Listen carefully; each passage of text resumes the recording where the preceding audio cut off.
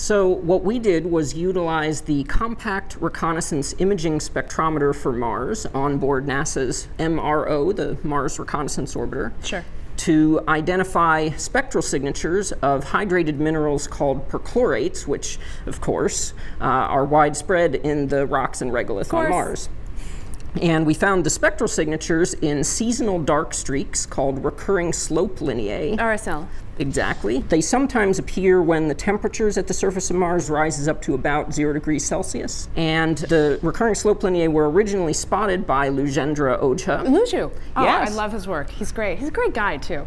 So he's now a PhD candidate here at Georgia Tech, and he used the orbital mapping spectrometer to identify hydration via the 1.9 micron vibrational H2O spectral band.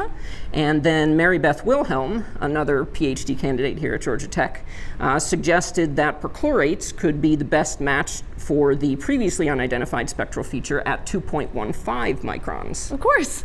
So basically, that's how we confirmed that water flows on Mars today. Wow.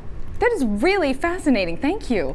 But I was just asking you if you knew where to find a water fountain, because I wanted to get a drink before the show. Right.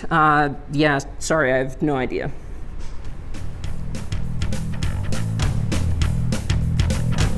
Live from the campus of the Georgia Institute of Technology, it's the 2016 Georgia Tech Inventure Prize. Join us as the nation's finest students unveil the future and compete to win $35,000 in prizes and patents. Please welcome your host, Emmy Award winner, Faith Salie.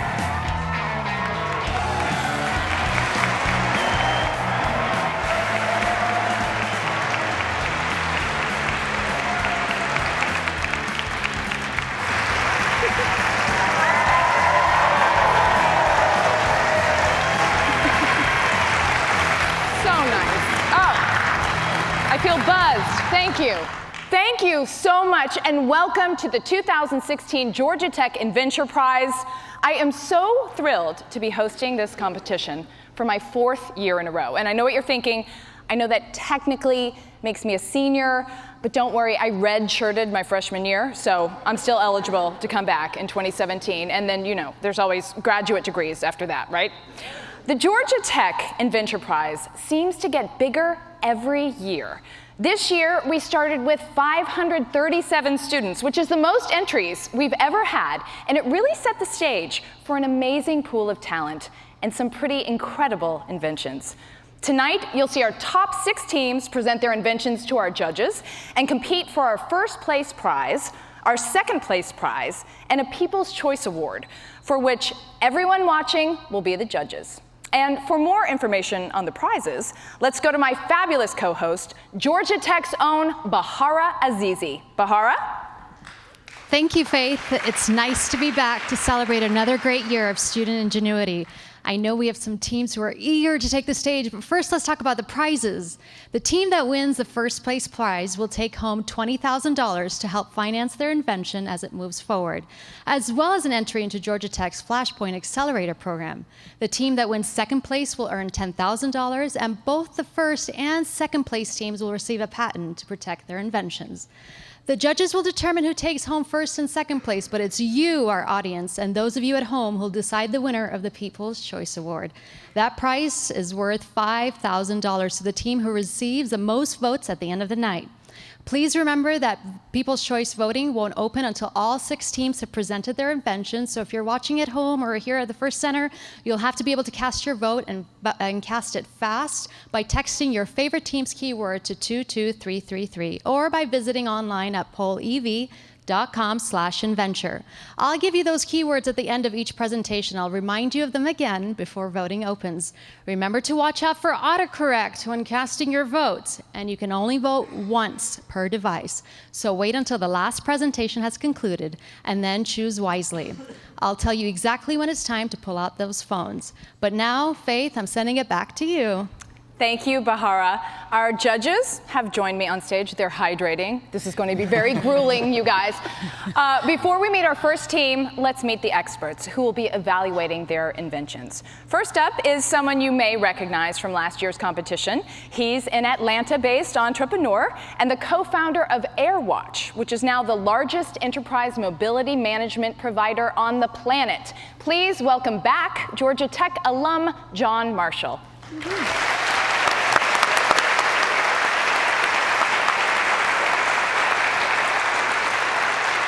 Also joining us on stage for her sophomore year is a Georgia Tech graduate with more than 20 years experience in the fields of media and technology. She currently works as the Chief Customer Officer for technology startup Yext, who just passed the $100 million revenue mark. Please give it up for Ms. Wendy Sturgis.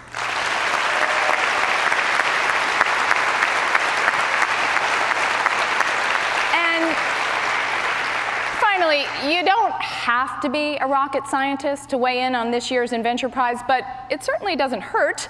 Although he holds more than 100 patents, he's presently focused on advanced energy technology. But this is the best part. You probably know him best for the Super Soaker water gun. Please help me welcome Dr. Lonnie Johnson.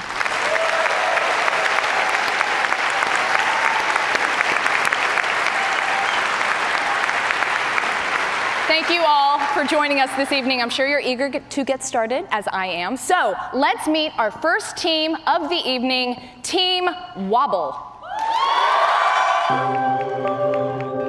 Hi, my name is Anna Gomez. I'm Haley Brown. I'm Matthew Devlin. And I'm Garrett Wallace, and we are Team Wobble. Concussions have risen to the forefront of sports media in recent years, which has led to collegiate and professional sports programs investing over $86 million in concussion recovery protocols. In the immediate aftermath of a concussion, the brain is in a highly vulnerable state when even a relatively small impact can cause permanent brain damage. Many people don't realize that balance is actually one of the main things that is affected even weeks after sustaining a concussion. Unfortunately, there isn't adequate technology right now to use balance to determine concussion recovery. So now more than ever, the world needs the wobble. Our hope is to use the momentum from winning the Inventure Prize to eventually get the wobble in every single locker room and keep athletes safe from further injury. This was a big concern for me when I was playing college football, so I want to hear more. Please put your hands together for Team Wobble.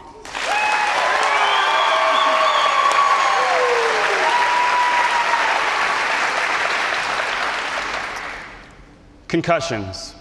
The NFL, Department of Defense, and even Hollywood have addressed the danger of concussions. But what do we really know about concussions?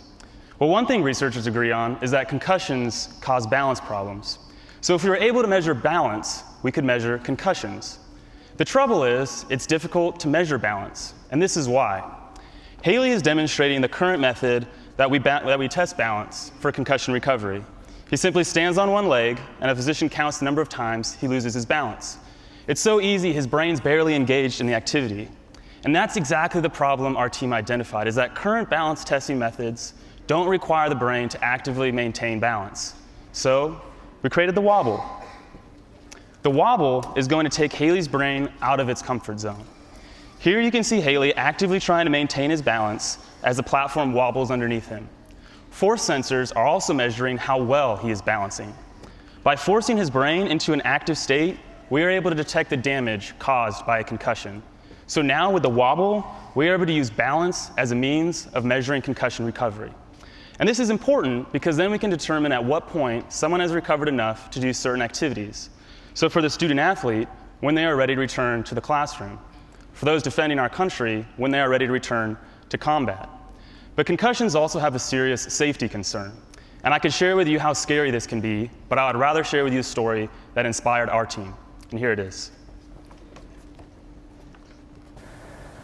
As a sophomore in high school, I got hit really hard at football practice. After running through the concussion protocol, my coaches felt that I was okay, and I felt okay to play in the game the next day. A regular hit in that game sent me in a helicopter to a hospital to undergo brain surgery. When my parents got there, the doctors were not very optimistic that I would make it through the surgery. It was a miracle that I made it out like I did. Many people with the same injury either don't make it through the surgery or have serious health complications afterwards. So as you can see, concussions can be life-threatening, and they can also prevent us from returning to our daily lives. The wobble can help improve both of those problems. Our team came together around this idea, around this story, and so far we've developed 2 iterations of our prototype, spoken with the director of the NCAA Concussion Research Task Force, validating our technology, and we've set up a pilot study with the Westminster Schools of Atlanta this fall. Winning the Inventure Prize would give us the money and the patent we need to make that next step. We are confident that the wobble will become an integral part of the solution to the concussion problem, and we hope that you can help us get to our next step. Thank you. This is a really hot topic, and this is a very impressive and timely creation. So let's put our judges to work. What questions do you all have for Team Wobble? Great. Great job, guys. I would have liked to see Lance Austin on that after the kick, the six kick last year. See if after he got tackled by his team. So you talked about combat, and also is it portable? Do you see this being carried with teams? What levels are you thinking? Are you thinking all levels of football? And then talk a little bit more about combat. I want to hear more about the market and how you're thinking about who it's going to go to. Sure. So actually, in terms of combat, almost a quarter of our active military service members will suffer a concussion. And after speaking with neurologists, they told us that one of the reasons that limits the implementation of balance testing devices is portability, cost, and ease of use. Yeah. So these are some of the things challenges that we tried to design for. And high school athletes are actually 3 times more likely than collegiate or professional athletes to suffer catastrophic brain injuries. So we're really looking at focusing in on the high school market. And actually just this past week, a head football coach from a local Atlanta high school saw a couple lines about us in the local paper, and he reached out insisting that they be a part of our pilot study and promising resources, facilities, and players to help move our research forward. That's great. So question I have, I don't have good balance. So how do you know sort of a steady state or the difference between fatigue or cramps or somebody that's really active or somebody that has bad balance versus somebody that's really going through a concussion and identifying these false positives?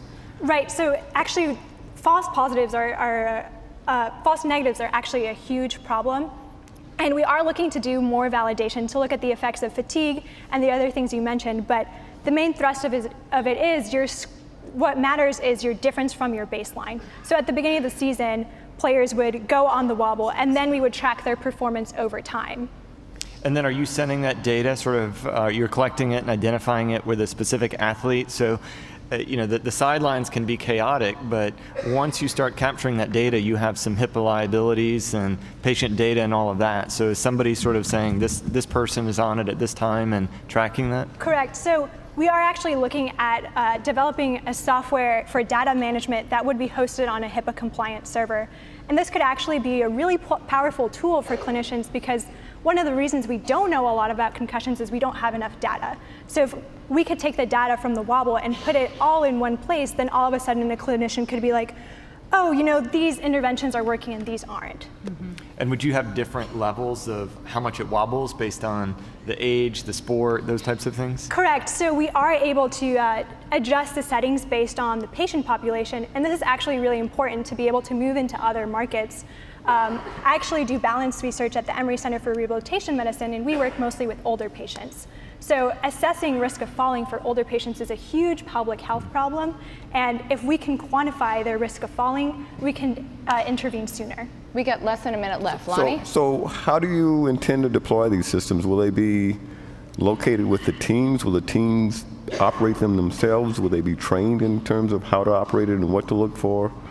So more generally, in terms of distribution, the short answer is we're not looking at doing it all by ourselves. So we've actually been in preliminary talks with one of the industry leaders in balance testing, and they told us they can see the wobble fitting in really well to their product line, and we really want to move acquisition talks forward. But first, we need a patent and data to really bring leverage to that negotiations table. Congratulations, y'all. You are shaking up the world of balance testing. Thank you to Team Wobble. Thanks.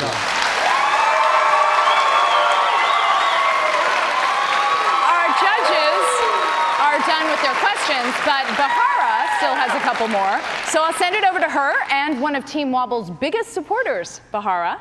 Yeah, Faith, I can't stop wobbling myself, of course, because I'm nervous. But I'm here with Donna Hayes, who's a certified athletic trainer at the Westminster Schools. You're dealing with different sorts of wobbling, right? Do you deal a lot with concussions? We do. We deal at a lot of different levels. And, you know, we talked about just dealing with the athletes. We have a concussion team that deal with concussions throughout our entire school, from our students to going back to PE. So we have a return to play, return to learn, return to play. So this would be a great instrument for us to be able to use to improvise and put people back to where they are safely returning to whatever sport or just school PE. Yeah, so it'll definitely help further your kind of your field of work. Absolutely. We're always in the sports medicine world, we're always searching for tools to help us to make a better decision to make sure all our kids are safe. Excellent. So we shouldn't wobble on this one for sure. Wobbles, all right, if you agree with Donna here, then make sure to text the keyword wobble to 22333 when it's time. Back to you, Faith. Thank you, Bahara. We are off to a strong start, so let's keep things rolling along with a team who's looking to, well, keep things rolling. Team Tech Charging. I'm Dorier. I'm Mitchell. I'm Isaac. And I'm Josh. And we are Team Tech Charging. One of the biggest sources of pollution is the pollution that people generate every day by driving to and from work. Electric vehicles can help solve this problem, but in order for that to happen, there needs to be a sufficient charging infrastructure in place. If you live in a city, you don't have a place in your space at your apartment or at work to charge your vehicle. Our team is made up of many disciplines, ranging from mechanical engineering to computer engineering and computer science. And one of the biggest advantages of that is being able to build on each other's ideas based on the backgrounds and different things we bring to the table. After speaking with over 100 property managers, we learned that the reason they don't install more electric vehicle chargers is due to the high cost of installation, specifically the back-end electrical infrastructure to support a network of chargers. And Tech Charging solves that problem.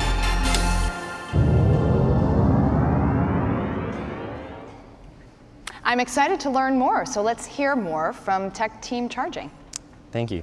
After speaking with all of these electric vehicle drivers, we started to hear the same story. Drivers getting to work, but not having a place to charge their vehicle. So we talked to property managers and asked them why more chargers weren't being installed. The answer was simple. They couldn't afford the expensive electrical infrastructure upgrades it takes to support a network of chargers. So these drivers were stuck. Many of them told us they were anxious. They leave over an hour early for work just to get one of the charging spots or charge their vehicle on the way to work. Well, Tech Charging has developed an intelligent power strip for electric vehicle charging. Our solution allows property managers to install more chargers without having to upgrade the expensive electrical infrastructure of that building. We can take the 2 chargers they already have in the building and expand it to serve the 15 to 20 vehicles they need. For places like airports where cars are parked for much longer periods of time, we can take a couple chargers and expand it to serve 30, potentially 50 vehicles. When we talked with our customers, they told us they needed this solution right now.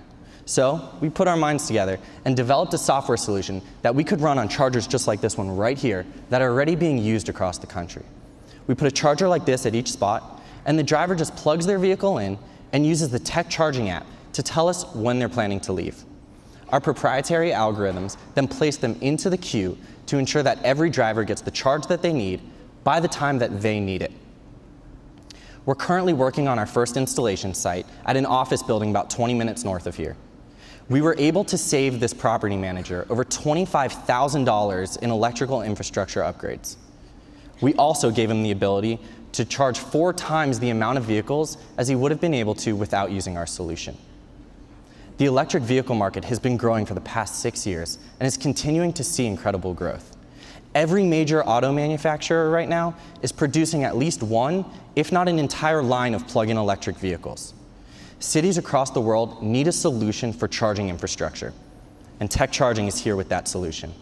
Our next step is to install over 250 plugs in the Atlanta area. From there, we will continue to work full-time to scale our solution to cities across the country and across the world. And winning the Inventure Prize would give us the resources to make this happen. Thank you. That's powerful stuff, y'all. All right, judges, what do you think? Lonnie, you have a poker face. It's actually very impressive. So how do you intend to market the product? How do you intend to contact the various property owners?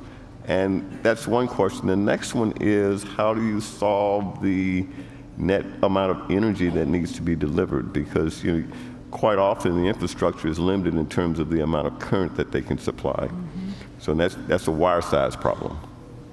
I'll answer the first one. So we're currently partnering with a few of the major distributors of electric vehicle supply equipment in Atlanta and the Southeast, and we'll be partnering with them, getting them to install our system along with our own ventures into the community, and then from there we'll be able to extend and expand to the country. And with respect to the energy, ultimately you have to provide the energy that you have to provide. But the real crunch isn't the peak energy that you need, it's the power in the back room that the code makes you have available. Because right now, if your system isn't protected, you have to have all of the power to run every single charger at the same time, even though that never happens in practice. But with our solution in place, we protect the system from ever turning them all on, and so you can have a smaller transformer in the closet that feeds the electricity. What's unique? What is unique relative to other people that are entering this market? Yeah. So currently, the majority of the market is focused on short-term parking solutions, so retail, for example. However, after talking with our customers, we really know that they need long-term parking solutions. So this includes hospitals, hotels, airports, apartment buildings, and that's where the open market lies. And if you think about energy as being power times time, all of our competitors are focused on the power component. We're the only technology that uses time to optimize the energy distribution. But, so just to follow on that, you talked about parking at an airport or at work all day. I guess I'm trying to figure out, do people, when they go to the airport, they're not coming back to move their car. So, or when you go to work, you don't want to come out in the middle of the day and start moving car for the next person in the queue. So how does that really work in one of these big dispersed parking lots? Yeah, so right now the drivers do have to leave work to move their cars, but using this solution, we'll put chargers like this at 15 or 20 spots, and when they arrive at work, they plug their vehicle in, and we take care of the rest from there. Is it essentially, you mentioned if they have 2 chargers they already have, then they can leverage this. So are you daisy chaining off other infrastructure? That they have to have that basic infrastructure then? Oh, that's exactly right. And buildings have different infrastructure, but the average in an older building would be enough for 2. And so we can daisy chain from that power line for 2 and make it a power line for 8 or 10. Got it. Go ahead. I was just going to ask, so, I mean, you've made the investment. How much does it cost to manufacture, and how much are you planning to sell it for? You want to take that? Yeah, sure. So we're not actually manufacturing our own chargers. We're using chargers like this one, which are on the market for about $500–600. And so the building would just install as many of these chargers, and then our software would just run on top of that. That's what I was trying to get at. So it's a minimal incremental cost, right? They just have to license the software. I'm just trying to understand, right? You're piggybacking off of a purchase they're already making, and then you're saying it's just an incremental. And then what are you thinking that incremental cost is going to be per unit for the software? Go ahead. Free. That's the wrong answer. Not quite free. So what we're looking at is to have maybe around $200 of an annual fee per plug at the installation site. And that's a little variable. We're still in earlier stages right now. And at scale, we'll also have a subscription fee for the drivers for access to our chargers in the locations that want us to charge them. So I have a question as well. Power management is not new. So is there intellectual property here? How do you protect yourself from someone else writing software to do the same thing? So right now we have a provisional patent on the math and the algorithms that efficiently use these charges. And our strategy is to turn that into a series of utilities. For example, our drivers have told us that you don't have the same priorities. This is a cliffhanger. Your time's up. Can you finish the sentence with an answer? And so every use case becomes a utility patent with slightly different math. Bam, mic drop. Thank you very much. Thank you, judges. Thank you, Team Tech Charging. Now let's send it over to Bahara. I believe you have somebody from the audience who can tell us a little bit more about Tech Charging's story. Faith, I definitely do. I think behind every great invention is much love and support. So I'm here with Kelsey, Dorier's wife from the team. So tell me, long process, lots of lonely nights? Yeah, so Dorier's been working on this full-time for about a year. So in the meantime, I've been supporting us on my nonprofit salary. So the idea of him getting funding is very exciting, getting it off the ground, hopefully get some income rolling in. I know, so you're probably going to expect some sort of revenue from their revenue generation from this and winning the prize. Yeah, I'm hoping for at least a really nice dinner. Oh. To start. You got to set your, you got to ask for more. So a lot of pressure on Dorier to win tonight? Definitely. In the doghouse, huh? Definitely the doghouse. Oh, not good. So just for the sake of Dorier's marital status, I suggest we all vote for the team. So if you guys think that Team Tech Charging should win, then make sure to text the keyword Tech Charging to 22333. Faith, husbands, wives, issues here.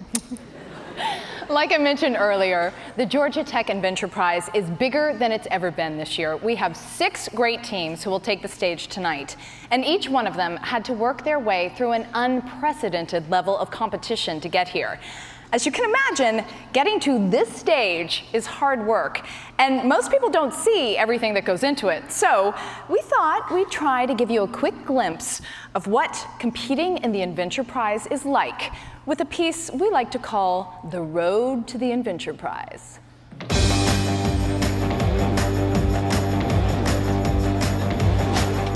The road to the 2016 Georgia Tech Inventure Prize is not always a direct route. For most of the 500-plus students who started signing up for the competition as early as last summer, it's sometimes been a bumpy ride. Its use is to optimize medical treatment. All right, we're going to do that again. Yeah. The competition officially got underway with an event last September when former finalists and winners were on hand to offer advice to students hoping to follow the trails they'd already blazed. When somebody asks you about your idea, being able to say it in the most simple terms. And at the December Capstone Design Expo, potential Inventure Prize candidates got an early chance to present their work alongside some of Georgia Tech's senior design teams. The project before you is the hand trainer. It is primarily targeted towards rehabilitation. Some inventions stood out from the pack and were awarded golden tickets. We would like to present to you this golden ticket, granting them a free pass into the semifinal round. But the rest of the teams had to battle their way through preliminaries. So this is the most ever students who've actually competed in the Inventure Prize. Here, students from a wide range of disciplines. I'm an info, media, computer science major. I'm an industrial design, mechanical engineering, material science, I'm an information technology management major. Brought an unprecedented level of competition. We're Team Replantable, and we've invented a way for people to grow produce right in their kitchen. Those who were able to advance to the semifinals found that the judges weren't pulling any punches. So who are going to be the early adopters of this technology? Your competition is Apple. Competition is one of the most valuable companies in the world. I mean, it's kind of a yes or no, or do you know? Maybe you don't know. While others had the judges whistling a happy tune. At the end of the day, 6 teams emerged, eager to prove that their inventions are ready to go the distance, leaving just one question. Who will win the 2016 Georgia Tech Inventure Prize?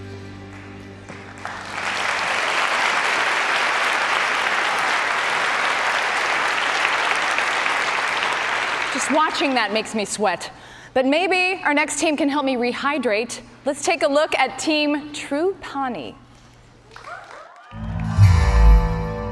Hi, I'm Shannon. I'm Sarah Lynn. I'm Naomi. And I'm Sam. And we are Team True Pawnee. Last summer, Shannon and I went to India on a research project. And India, like many parts of the world, has challenges with water quality. We began to investigate this, and we discovered that contamination was happening at a cup level. Every year, nearly $60 billion are spent bringing clean water to developing countries. But it doesn't matter how clean your water is if the last thing it's going to touch will contaminate it. 1 in 5 hospital beds are filled with someone who has been affected by a waterborne illness.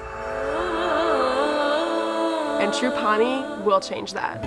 We've spent months conducting background research on our product, but the best moment so far has been when we conducted lab tests and saw results that exceeded our expectations. The idea for our product came from our trip to India, but the beauty of True Pawnee is that it can be adopted worldwide. Please give a warm welcome to Team True Pawnee.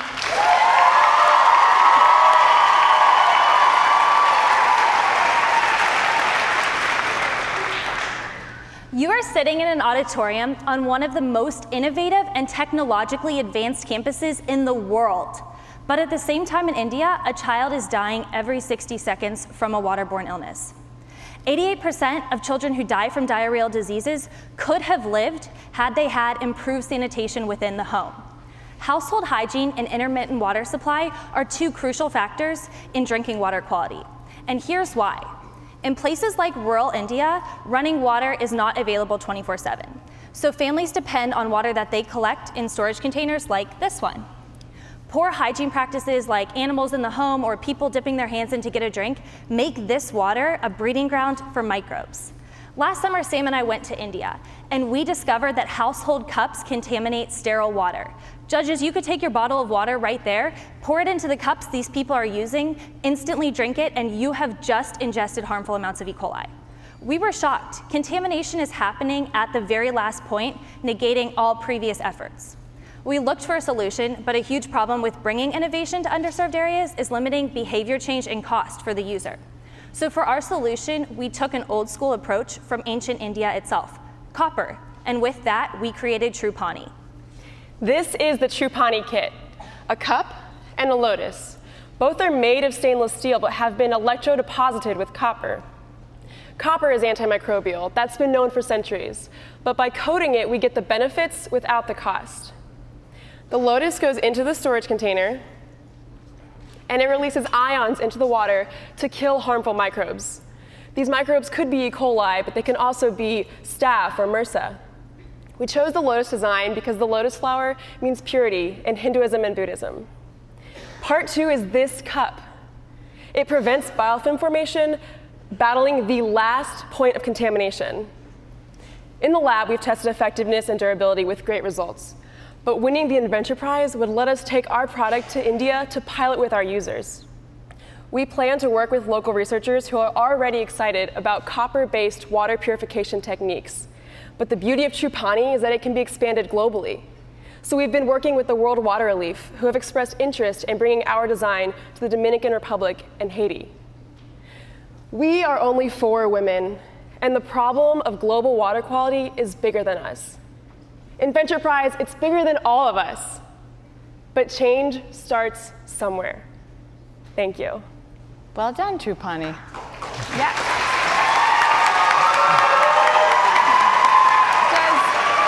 Does the word pani mean water? Yes, it means water in Hindi. Okay. My only other question is where I can buy one of those fetching tunics, so I think it's time to turn it to the judges who have more substantive questions. All right, so you talk about worldwide. What about Flint, Michigan? Will it solve that problem? Okay, go for it. The problem in Flint, Michigan is obviously lead, and we're focused more on microbes in the water. So copper will target bacteria, viruses. The lead is a little bit of a different problem. And that really leads to my question, which is different parts of the world have different levels and types of contamination. And the end user wouldn't really know what type of contamination. So as an end user, how would I know if it's solving my problem? And then I know durability and the length isn't really there, but how would I know when it's no longer capable of solving my problem? Yes, okay, so the lifetime of our product we've tested in the lab, and we found that it would last for a little under 4 years. But the problem is that this is assuming ideal conditions. And in India, you can't really assume ideal conditions. And so that's why it's so important for us to bring our product to the users to see how they interact with it so that we can have a better estimate of how long it will last and how long it will be effective. And what about the types of things? How do you know as an end user if it's solving, is there any indicator or any indication of where it should be used as an end user? I don't know if I have a microbe problem or if I have a different disease or bacteria. Yeah, so in the lab we've been targeting E. coli, and E. coli is a fecal indicator. So when E. coli is present, it's safe to assume that there are a lot of other pathogens that are present in the water.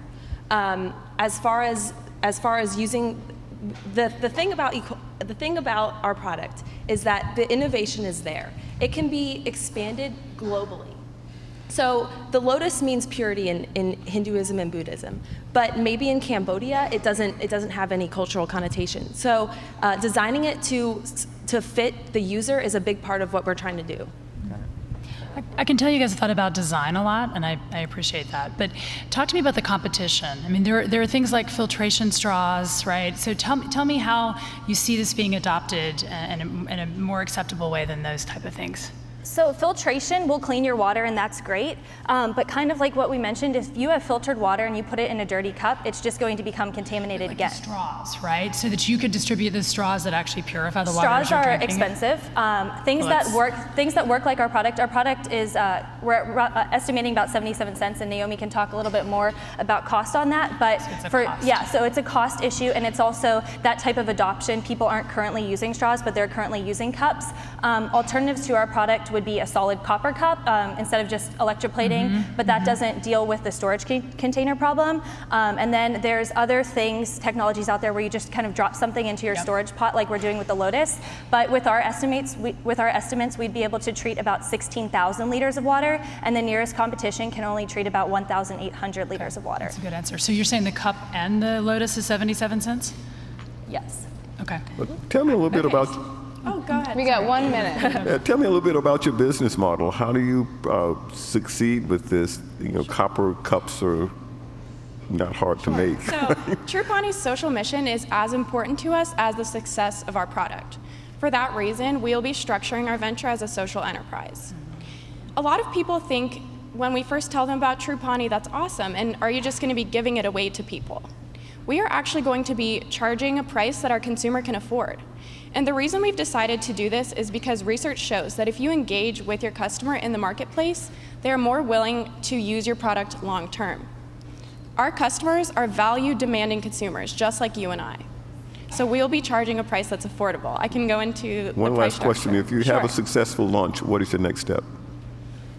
If we have had a successful launch? If you have a successful launch of your product, what would be the next step? Well, the next step would be moving on from India, keeping people there to keep operations going well, and then moving on to work with the World Water Relief in Haiti and the Dominican Republic, scaling our product to help as many people as possible. Thank you, True Pawnee. Namaste. Now that the judges have finished with their questions, let's send it back to Bahara, who I believe is standing by to talk with one of True Pawnee's biggest fans. That's right, Faith. I'm here with Dr. Joe Brown, professor of civil and environmental engineering at Georgia Tech, who actually mentored and took the students to India, correct?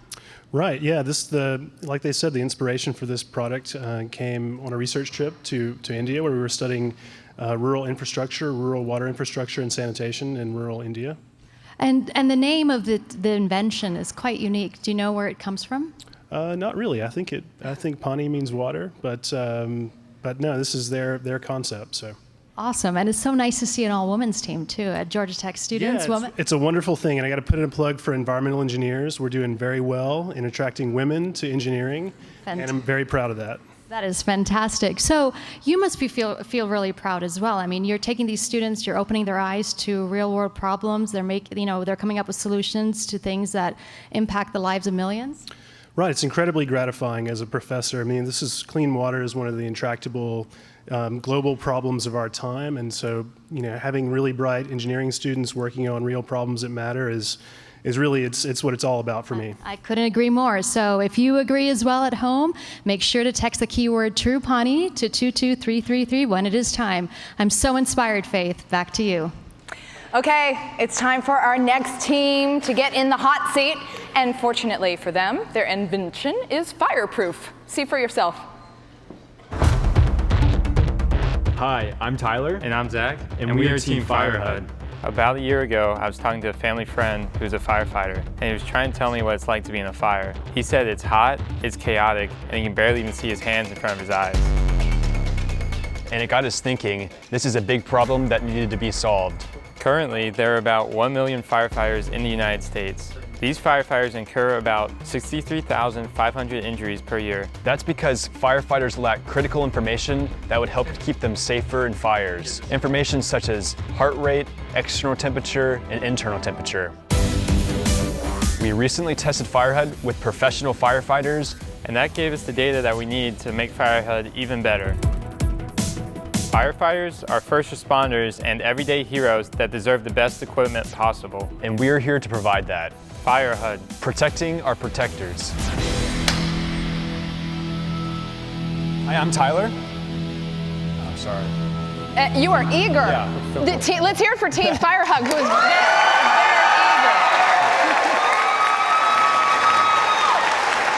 Go for it, Tyler. Sorry.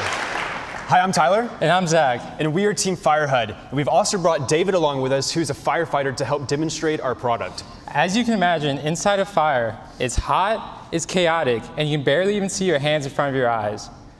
Who would volunteer to walk into this hellish nightmare?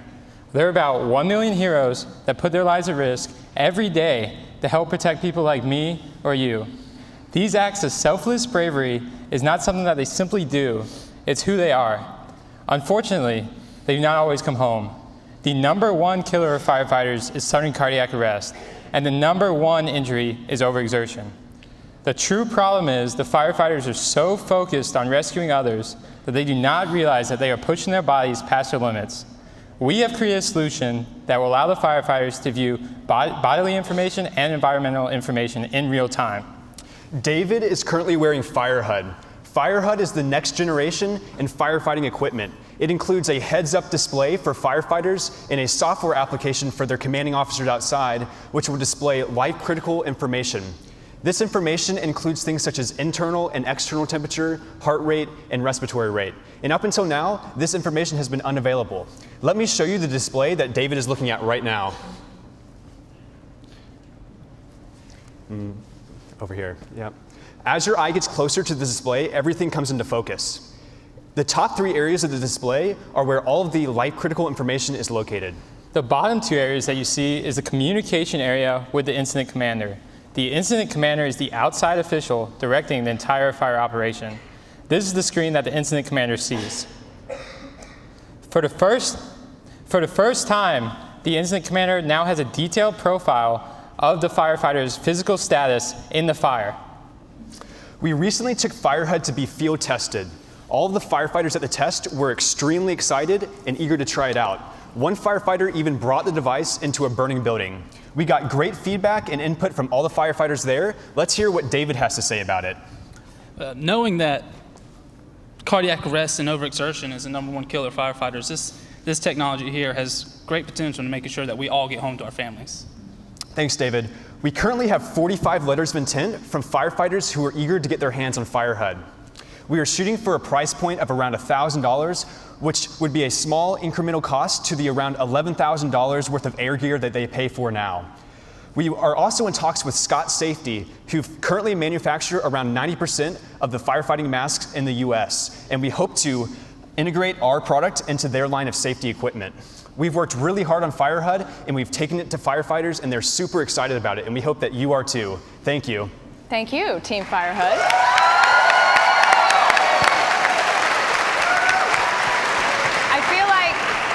I feel like maybe your invention could be helpful on a bad first date. You know, it'd be like, danger, fall back, evacuate the scene.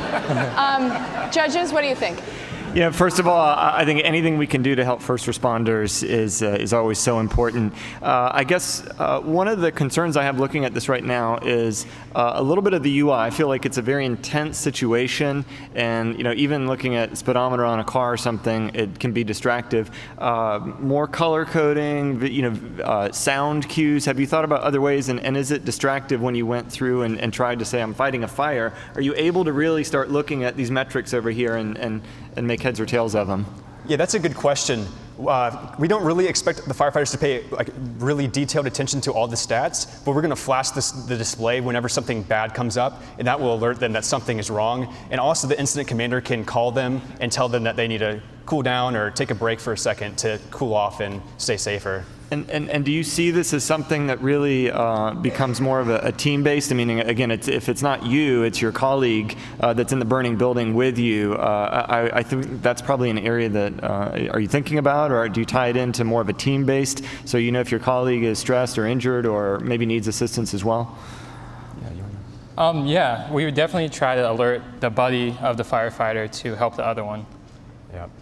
Like everything's on a network that's closed, so like we can alert other firefighters of what's going on with the other firefighters in the fire. So, okay. Is there GPS in it, or do you already have GPS technology so you know where the other firefighters are? Yeah, so that's a good question as well. GPS doesn't really. The fireman wants to answer. Go for it. I'm sorry, I thought you were asking me. Okay, I'm sorry. I think that depends on the department whether or not they have that kind of technology. I don't think it's GPS, but we have protective emergency systems that we can activate That's ourselves. what I wondered. How much does it weigh? I mean, was it heavy? Was it light? It's no noticeable different than wearing it normally. So. Okay. Yeah, it weighs about just as much as a smartphone. What's your intellectual property status? And tell me a little bit about your business model. You said that you were in contact with manufacturers already or suppliers of equipment. Tell me a little bit about how that's going to work and how do you benefit from this? That's a good question. So currently we have a provisional patent on our device. There are other heads-up displays such as Google Glass and things like that, but nothing's really meant for a fire situation to go inside a firefighter mask and to withstand the heat. So we're very unique in that aspect, and we think we can protect ourselves in that regard. So what's your comlink? What technology are you using for communication? What? Oh, it's a radio? Yeah. Yes. It'd be, yeah. And this Scott Safety, I mean, kind of building on the kind of the commercial, what share of the firefighter municipalities do they have? Are they there? You said they're a player, but are they big? How big are they? Yes, so Scott Safety makes 90% of the masks. They're So currently 90% of the market. As well as the air gear too, like the tanks and everything they wear. Okay. That's good. And so your focus is really around the application of tying together all these sensors, bringing them into the masks, and that's really your piece. So would you really get in the middle of manufacturing this, or is it really more of linking this technology together? What's your play?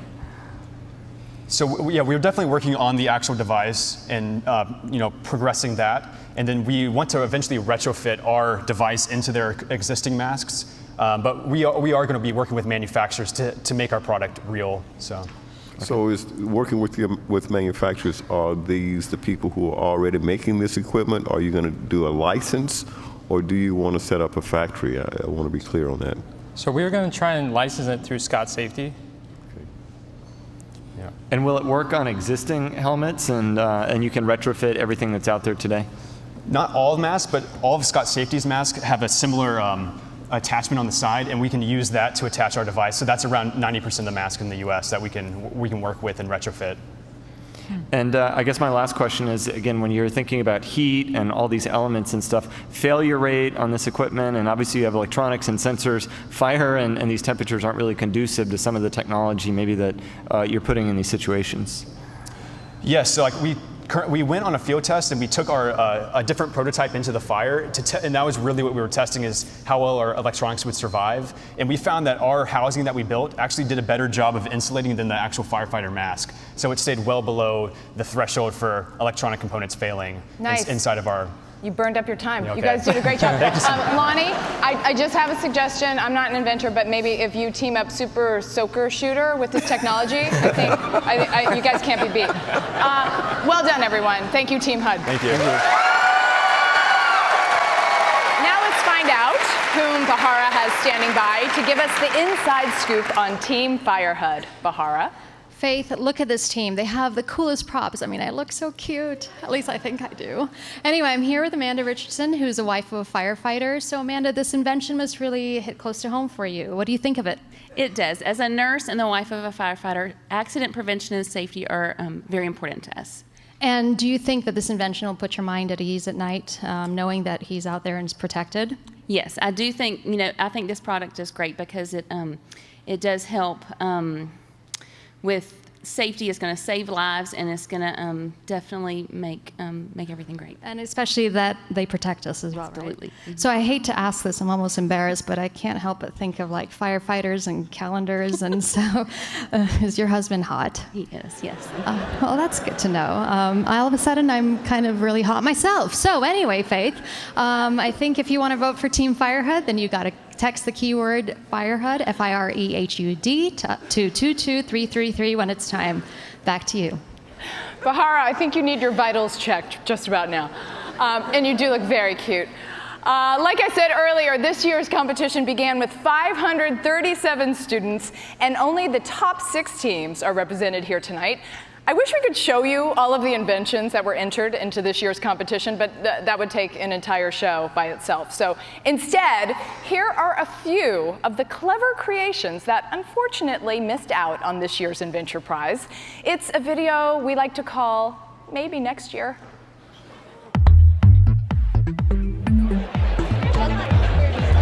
We're Team Dermetrics. We're Team Club Scrub. We are the team, the League of Extraordinary Engineers, and this is our project, Iron Joey. There's only one question.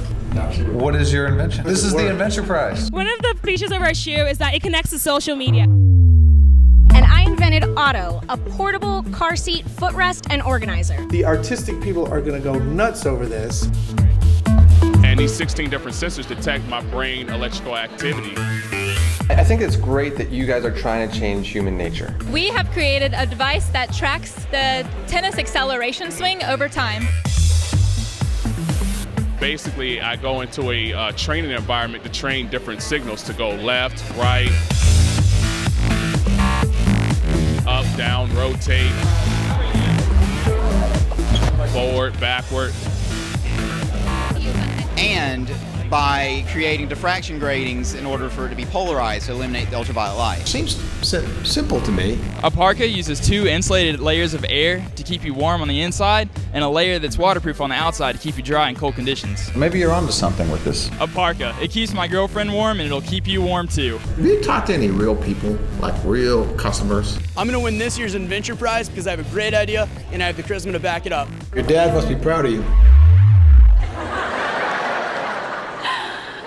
Interesting ideas. Of course, our next presenters won't have to wait until next year. In fact, let me introduce you to them right now. They are Team RoboGoalie. Hi, I'm Sil. I'm Jifeng. I'm Cole. I'm Tim, and we are Team RoboGoalie. Over 240 million people around the world play soccer. However, one of the biggest problems they have is collecting the ball and wasting energy and breaking their train of thought. Currently on the market, there's nothing that solves the problem of retrieving the ball, and we were very surprised to find this out. As mechanical engineers, we got right to work on it. When we were working on our project, one of the biggest challenges that came up was how to make our solution portable and cost-effective for anyone to enjoy. The potential market for RoboGoalie is huge, from the recreational level all the way to the professional level. We are very excited about RoboGoalie because there are over 240 million soccer players worldwide, almost no competition, so we can't wait to bring RoboGoalie to the market. RoboGoalie, where perfection meets practice.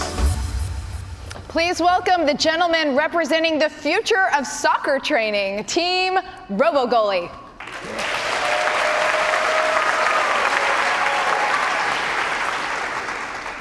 So how do people get good at soccer? How do millions of people get good at soccer? Practice, practice, practice. For soccer players and goalies who want to practice alone and maximize efficiency and focus their energy on maximizing their concentration, this RoboGoalie is the must-have. Players need to concentrate on kicking the ball, but by running and picking up the ball each time they kick, players lose their concentration. And they waste the opportunity to kick and retrieve the ball many more times. Also, it is literally impossible for goalies to practice training alone. In this video, you'll see what makes RoboGoalie unique. So how it works is the player kicks the ball into the goal, and RoboGoalie automatically scoops up the ball and shoots it back to the user. This process can be made even more efficient with multiple soccer balls, because one ball is returned shortly after another is kicked. Simply reversing RoboGoalie's direction allows goalies to practice alone, which has never been done before. Although our goal is to get RoboGoalie into the hands of everyone, our primary target at the moment is soccer teams until we gather enough resources and research to continue to the individual level. After developing a high-tech version of RoboGoalie, we plan on selling it to soccer teams for around $3,000. And since a pair of soccer goals already cost $6,000 to $7,000, RoboGoalie would be an amazing addition to the team.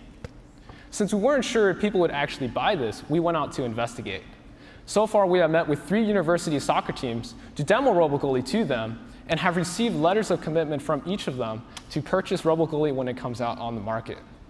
We have also gotten contact information of over 100 people who are eager to follow up with RoboGoalie, some of which are in the audience right now. Winning in Venture will help us to transform RoboGoalie from something crude to something more refined to continue in our journey of getting RoboGoalie into the hands of users. RoboGoalie is now for sale for pre-orders on our website at robogoalie.net. So let's see RoboGoalie toss out the game ball. Okay, you've got about 20 seconds right now, so this might be a cliffhanger. You guys, seriously, you got to watch out, and you can't catch it with your hands because this is soccer. And if you get a concussion, we got Team Wobble to help you out. Whoa, nice. All right. Thank you, Team RoboGoalie. By the way, you called that machine crude, and I think it's adorable. Judges, what do you think? Well, I have one question. What's the market size, and how much money do you expect to make? So currently, there are 150,000 clubs around the world, and that's not including soccer teams for schools. So that is an incredibly large market. There are over 240 million people playing soccer. So if we plan on selling this model for around $3,000, then that equates to around 450 million. John. So technology like this can be great out of the box for a couple of days, but what happens a week or 2 weeks or 3 weeks or a month? Do you really see that there's carry effect where people will continue to use this? So one thing about soccer is that soccer players continue to practice. It's almost like a lifelong sport or exercise. So players would buy this, and especially right now we're focusing on soccer teams, so teams just always keep getting new players, new members, and it's always a useful tool for them. I think the challenge focusing on the team for me, though, is generally with the team means you have lots of people. And in a college environment, you have the JV-ish, that want to go retrieve balls and help you practice. How does that really work in a team environment where you have lots of people that are always around? It's not a one-on-one necessarily. Yeah, so for teams, it is extremely useful for, a lot of times teams have a problem where assistant coaches and goalies are not being put to use. So instead, they're running and picking up the ball. So in order to maximize their training, RoboGoalie could be used to retrieve the balls for the team and maybe send over a ball for an assist or crosses. $3,000, I mean, it does sound heavy. I mean, do you have ideas on how you could lower the cost? I mean, do you have like a clear roadmap? Because it does seem like a high purchase price, you know? So the $3,000 is more or less an average of what we would sell to teams. Right now, what you see here is actually the base configuration of what we would sell. So that would be a lot less, maybe around $2,000. So we could add features for teams to choose, much like picking toppings for pizza. So like remote control, body tracking, and programmable practice patterns. So you can add a lot of things with this, and it could be, the cost would obviously go up a little bit. Just one other quick question. How do these teams normally, I mean, how are you going to get to them? You got 3 letters of contempt, but how do you target them? How are you going to sell to them? Not contempt, intent. Intent, sorry. I'm an engineer, what do you want? So right now we are doing it on more or less on a one-on-one basis. So we're going out to teams, reaching out to them personally, and demoing RoboGoalie to them. And that's how we get the personal connection. Until we gain enough marketing, get our idea out there to get it more widespread. And from there, people just want to come to us. And then we'll sell it online and like on Amazon or on our website. And my last question, first of all, I think it's amazing engineering, so congratulations on that. I mean, I'm very impressed with that. Durability, does it get caught in the net? Soccer fields have lumps, and it's got little wheels. I'm sure it's a prototype, but how have you thought about really making it when it gets nailed with a shot and it turns on the side, or how have you thought about durability? So if this thing gets nailed with a shot, it's not going anywhere. But for the actual design, yes, worrying about robustness to the net, to weather, all that would be taken into consideration. We'll basically put RoboGoalie inside a cute little shell. So imagine a little turtle Roomba for soccer that gives it back to you. So that would be less of a concern for the actual product. How long does it last on a charge? I assume you're using rechargeable batteries. You get 10 yes. seconds. This model right now runs for 3 hours continuously, but in the actual product it would be a lot lighter, so you can expect more out of it. Thank you. I'm sorry, I got to be the referee, Lonnie. I'm sorry, I got to call time. Thank you, Team RoboGoalie. And thank you, judges. Now let's check in again with Bahara. Bahara, whom do you have with you from Team RoboGoalie? Faith, I'm here with Timothy's brother, Titus Wu, from Team RoboGoalie. So Tim, a great soccer player? He's amazing at it. And you? Not so much. I kind of suck. Yeah. Like you really suck, or you're just saying that? Really suck. Really? Okay. Well, I mean, at least he's getting out there and doing his thing. So tell me, this robot seems quite dangerous. Were there any mishaps when they were perfecting this invention? It's funny that you should say that. The RoboGoalie is a real catcher. We were out on a soccer field, and there was a busy road nearby. And they were doing their testing and everything. Also noticed, hey, the traffic's a little bit congested. What's going on over there? So they look up and they see kids, looking through the window, poking, just like, hey, look at that robot, Mom. And it turns out people just forgot about the stoplight. So.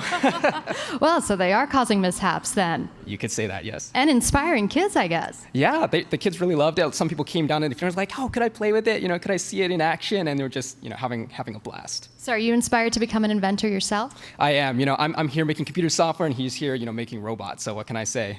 Inventor next year? Maybe. Well, Titus will be back competing with Tim next year's Inventure. So if you also think that Team RoboGoalie should win the People's Choice Award, make sure to text RoboGoalie to 22333.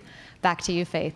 Okay, I believe our final team is warmed up and ready to take the stage. So let me introduce you to Team Fret Wizard. Hi, I'm Molly Ritz. And I'm Ali Abid, and we are Team Fret Wizard. Countless people around the world want to learn how to play guitar, but there are a lot of difficulties and barriers that prevent them from doing so. If you're a beginner musician, someone who's never played guitar before, and you want to learn a song, you're going to Google how to play the song, and what you'll find is a guitar tab website.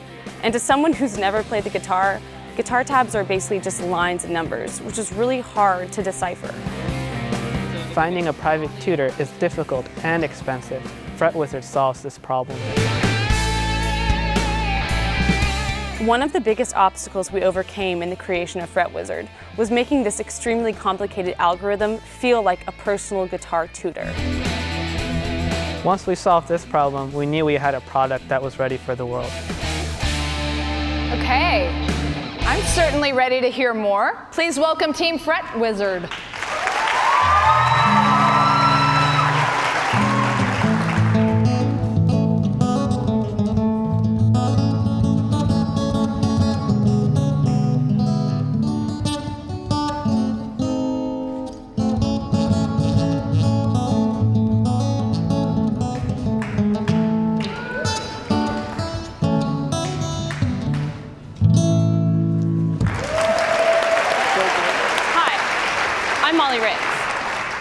I'm Molly Ritz. And I'm Ali Abid. And we're transforming the way you learn guitar. Now I know Nick just inspired all of you to pick up your guitar and play the Georgia Tech fight song. But some of you don't know how to play the guitar.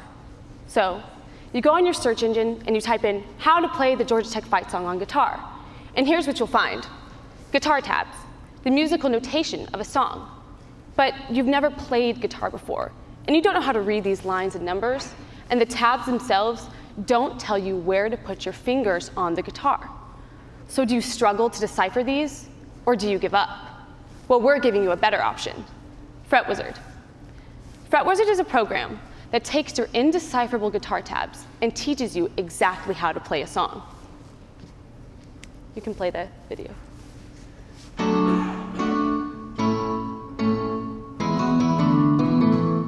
Fret Wizard can even talk to you. Use your index finger to bar from the 3rd string to the 1st string on 2nd fret. Place your middle finger on the 2nd string at the 3rd fret. When playing guitar, the most important thing is to know where you're supposed to put your fingers. As a guitar teacher, I'd often find my students struggling for this exact reason. Tabs don't tell you where to place your fingers. So I'd often find my students giving up on reading tabs because they don't have this information, and this was a problem. Well, FretWizard is our solution. FretWizard uses artificial intelligence to study a tab and figure out all the finger positions needed to play a song. We are the only guitar app that does this. Once FretWizard has this information, it displays it in a very intuitive interface so that anyone can pick up a guitar and follow along. With FretWizard, I saw a huge improvement in the playing abilities of my students. And you can see this improvement for yourself right now because FretWizard is live at fretwizard.com. Currently, we are negotiating with one of the largest music publishers in the United States for access to tens of thousands of songs, and we need your help to seal this deal. Help us teach the world how to play guitar with FretWizard, the professional guitar teacher right at your fingertips. Nice. Thank you, FretWizard. The best part is you guys totally got Keith Richards to do the Robo-Wizard voice. I love that. All right, judges, I'd love to hear questions, and please form them in as a song. Please, sing. Sing your question. Well, I tried to learn how to play the guitar, and I was not successful. So I do understand the problem. Tell me a little bit about the competition. There are apps out there. I mean, you talked a little bit, but help me to understand, how this is different, because there's a pretty big ecosystem. So the main resources that are available are guitar tabs and also YouTube tutorials. Yeah. The thing with guitar tabs is that they don't tell you where to put your fingers on the guitar, and FretWizard really takes the guesswork out of that. I mean, a tab website gets about 15 million views a day, and it is just lines and numbers. So this is basically a huge step up from that. Okay. Have you sold any yet commercially? So we're going with a freemium model where anyone can go online and use it, and we have premium features. So currently we're building up our user base, and we're not worrying about the money until we have that user base because we're confident people will start paying for it. How many active users? Yeah. Right. The main thing is that what we need is the access to all those songs, and that's what we need, Inventure Prize for, is to get access to using all those songs. And after we have those songs, then users will come. Basically. So how do you adapt this to a new song? So the way it works is there's going to be a bank of tabs on the site. Anyone can submit a tab, and it's available for anyone else to use. When someone submits a tab, the artificial intelligence analyzes it and figures out the finger placements. Then it's an active tutorial for everyone to be able to use. Guitar Center is a client of mine. It'd be interesting to talk to them, I mean, they probably from a distribution. Have you thought about other instruments? Is it applicable to piano? I mean, I'm just curious. That's our next step. We wanted to really nail the guitar and then move on to other instruments. But we're really confident that this could be expanded, especially with the enthusiasm that we've gotten from the people that have been using our app. Right. This is expandable to so many different instruments, and actually the narration feature that you saw is bilingual, so we can adapt any language to that feature. So it really is a global product. How can you really compare results? It did look a little complicated when it was telling me where to put fingers, and how do you really compare results of this versus another tool? So the one thing that separates us from any other thing, no other app out there tells you where to place your fingers. Nothing else does that. That's what separates us. And so you can slow down the pace of it narrating and everything. And from that, no matter what your skill level, you can just find your song, and it will tell you how to play the song. The one concern I have sometimes with technology is obsolescence. And do you feel like in 2 years' time, something with lightweight artificial intelligence and augmented reality combined will really make that obsolete to a certain extent? I don't see that as a concern. We do have a provisional patent, and we're on the application of our A-star artificial intelligence algorithm applied in But I think of an augmented reality where I could almost, virtually see fingers and where to put it on a guitar. I'm just thinking if you're thinking along those lines in the future. Since we are the only app out there that tells you where to place your fingers, I think we'll be the first to step into that domain as well, since we have that head start. So you're on the internet, you have users now, you're generating traffic. Yes. And your business model is to, what do you do with that? First step is to get access to all those songs that people want to learn. I mean, right now we have public domain songs, so like Canon in D major, but not a lot of people want to play that song on the guitar.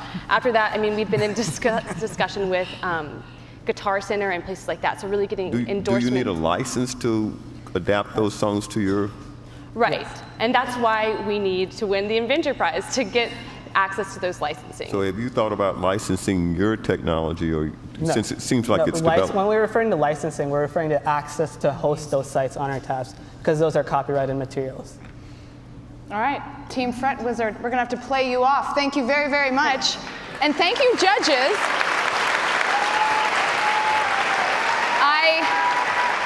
I do not envy your task. Now is the time I have to invite you to disappear backstage and answer the toughest question of the evening. Who's going home with tonight's top prize, Godspeed? Not to mention second place, so we'll let you begin your deliberations. But our judges aren't the only ones with a difficult decision to make. Remember, our People's Choice Award is also up for grabs tonight. So keep your phones handy and your ears open so you know when to vote, because it's almost time. But before you do that, the crowd is buzzing. Oh, that's a bad pun to make at Georgia Tech. I didn't even see that coming, sorry. Before you do that, I'll send it once more to Bahara, who's standing by with a special guest from Team Fret Wizard. Bahara, whom do you have?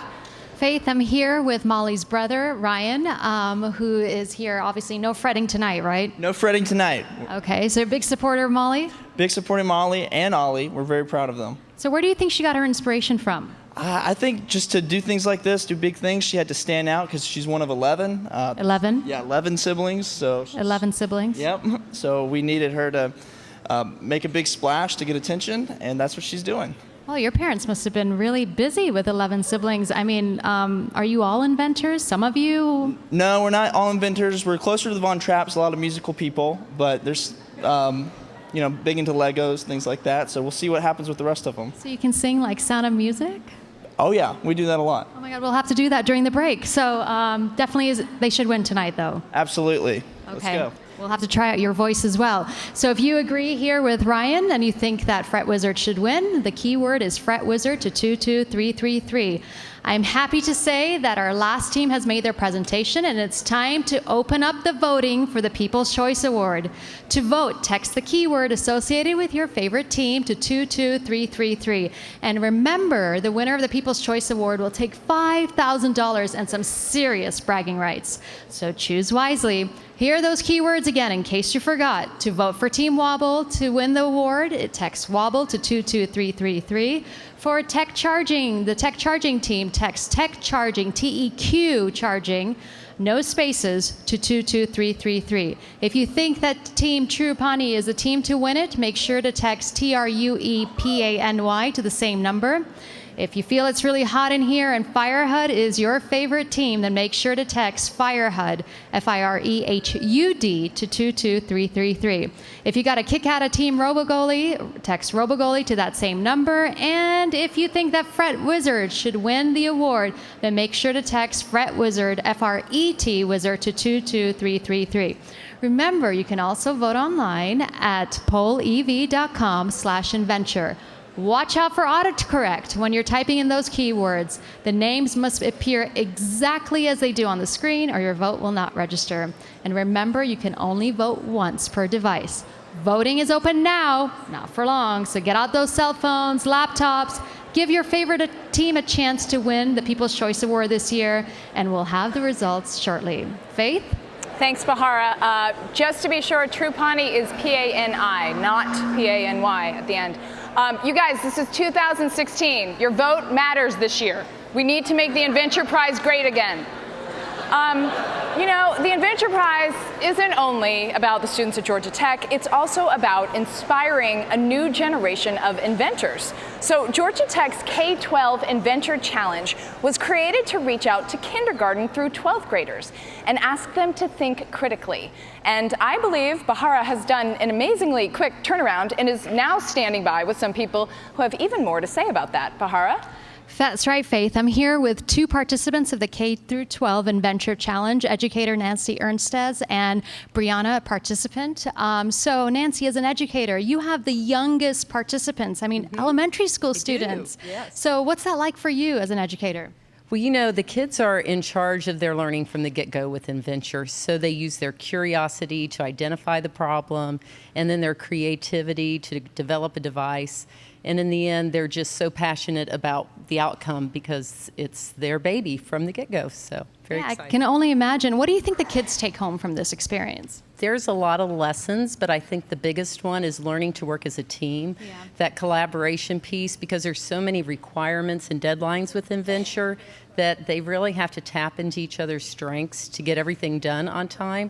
So that art of collaboration is just a lifelong skill that I think they'll take with them. I mean, they're learning things that they'll use for the rest of their lives, and it's really important. And now we go full circle to Brianna, who's actually a participant. What was your invention? Me and my partner made an app that's a student learning tool, so students can learn in and outside the classroom while still having teachers get feedback from them. And so do they use it? I mean, has your app been used in your schools or other schools? Well, currently we went through all our teachers and see if they would use the app anyway. So, and we already have teachers willing to take students out to try our app in the classroom. That's fantastic. I mean, you should be really proud of yourself. As a senior, you're solving real world problems. I mean, don't you feel really proud about this? Well, I feel really special for it because I know how much how much our society is turning to technology. So the fact that I get to be a part of the technology and the change makes me feel like I'm really contributing to my future and the future of others. You're making an enormous impact. Both of you are, as an educator, as a participant. This is a really, really good initiative. Congratulations to you both. I think Inventure is inspiring us all, and Faith, I can't tell you how I just feel proud just standing next to the two of you. And I'm going to send it back to you now. Thanks, Bahara. We still have some time before our judges crown a winner, which means we have 6 teams backstage desperately wishing they could invent a way to see the future. And while we can't do that, we can check in on the progress of some of our Inventure Prize finalists from the past in a piece we call, Where Are They Now? For 8 years, the Georgia Tech Inventure Prize has supported student inventors as they turn their revolutionary ideas from concepts into reality. Team Sanovation! Our invention, the Soft&Tube toilet, won the 2014 Georgia Tech Inventure Prize competition, and I've since been able to move to Zambia to pilot our second iteration to continue bringing innovation to sanitation. Several contestants are bringing their inventions to market right here in Georgia, like 2013 finalist Erica Tyberski, who formed a company based on her AnemoCheck invention. AnemoCheck has since undergone testing around the world, had results published in leading medical journals, and is in the process of negotiating a global license. Other participants have found their way to the national spotlight, like 2014 finalist Partha Unava, who took his team's invention to the highest stage in the country. We got invited to the White House to present the Better Walk crutch to President Obama. The common theme for all of these inventors is that the Georgia Tech Inventure Prize has played a large role in setting them on their road to success, like 2009 finalist Joy Bulamwini. The most valuable thing Adventure Prize gave me was confidence to make my ideas a reality. And the seeds that the Georgia Tech Inventure Prize has sown in schools across Georgia with its K-12 Inventure Challenge program are bearing fruit. Freshman Nick Rupert and Carlton Winstead competed in the challenge in high school and now attend Georgia Tech. Last year, Carlton and I were seniors on the team at North Oconee High School that won the K-12 Inventure Challenge. And that experience only solidified our dream of coming to Georgia Tech. And with the momentum sparked by the Georgia Tech Inventure Prize, the future of innovation across Georgia has never looked better. My name is Jessica Gordon, and last year I competed in the K-12 Inventure competition when I was in 5th grade at Cheatham Hill Elementary School with my invention of the Shrinky Binky, and I won 1st place. When I graduate high school, I want to go to Georgia Tech and win the Georgia Tech Inventure Prize.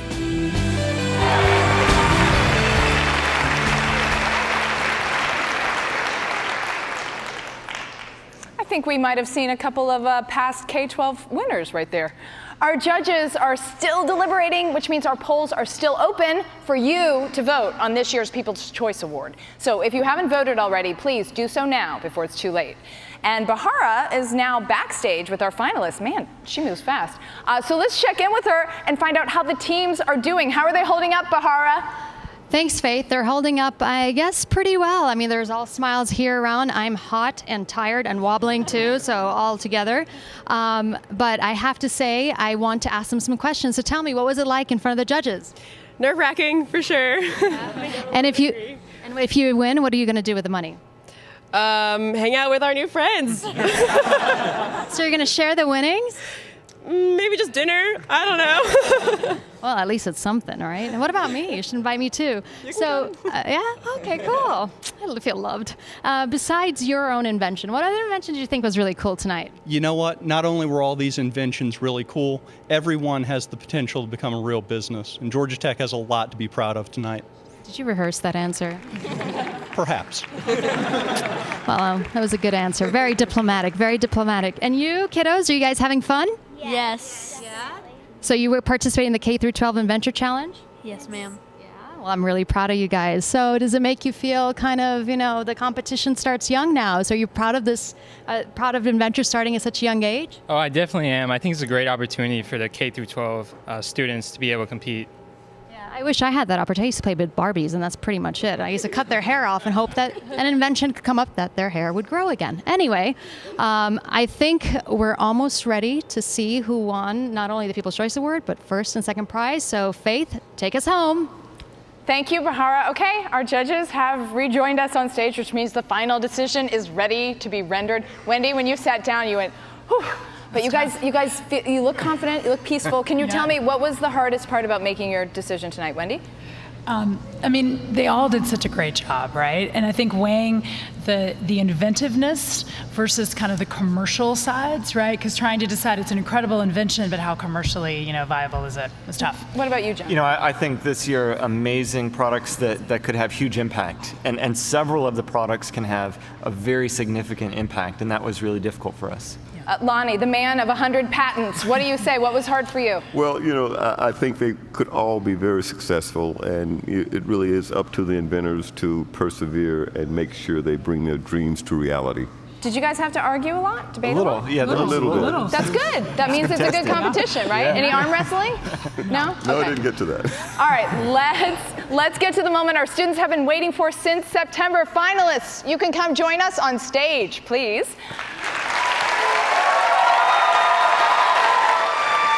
Our envelopes this year.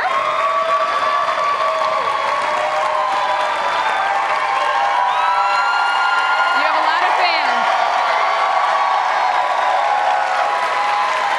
Our envelopes this year are being presented by students of Pickett's Mill Elementary, who finished at the top in this year's K-12 Inventure Challenge. Congratulations. All right. So, are we ready? Is everybody ready? May I have the People's Choice envelope, please? Is that you? Thank you. Velcro, patented in 1955. Okay, the winner of the 2016 Georgia Tech Inventure Prize People's Choice Award and a check for $5,000 is Team True Pawnee.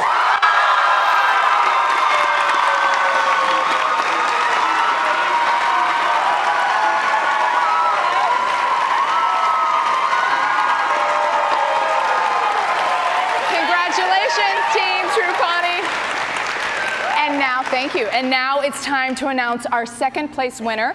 The recipient of this award will not only get assistance in securing a patent, but will also take home $10,000 to help take their invention to the next level. And the runner-up for the 2016 Georgia Tech Inventure Prize is Team Wobble.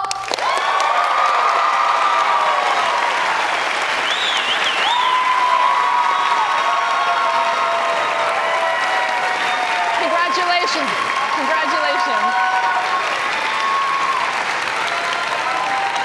Okay. And now, the moment we've all been waiting for. I love getting to say this. The envelope, please. Thank you. Can you hold this for me? Thank you. The winner of the 2016 Georgia Tech Inventure Prize is Fire Hug.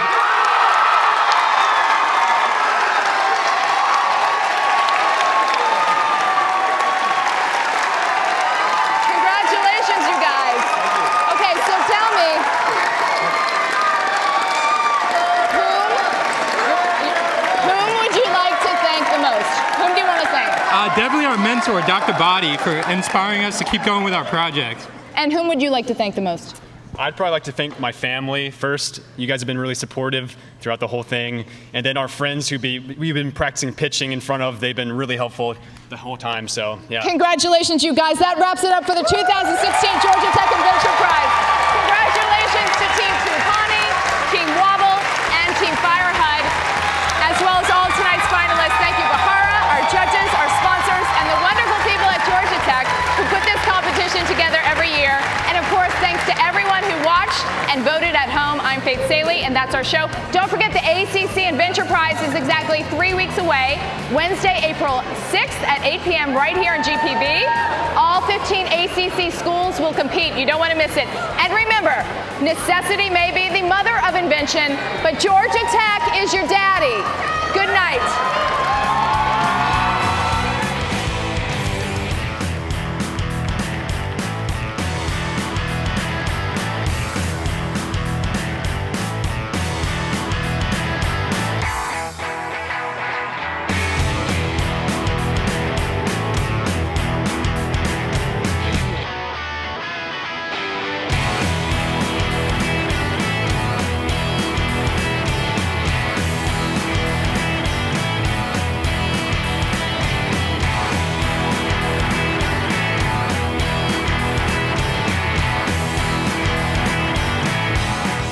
Funding for this program was made possible in part by the ACC Academic Collaborative, the Center of Innovation for Manufacturing, IronCAD, the Georgia Tech Research Corporation, and the Georgia Institute of Technology.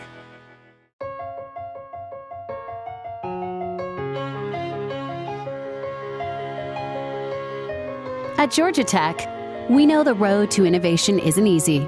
We know that finding the next solution, the next cure, the next answer takes persistence, hard work, tenacity, and a little help from your friends.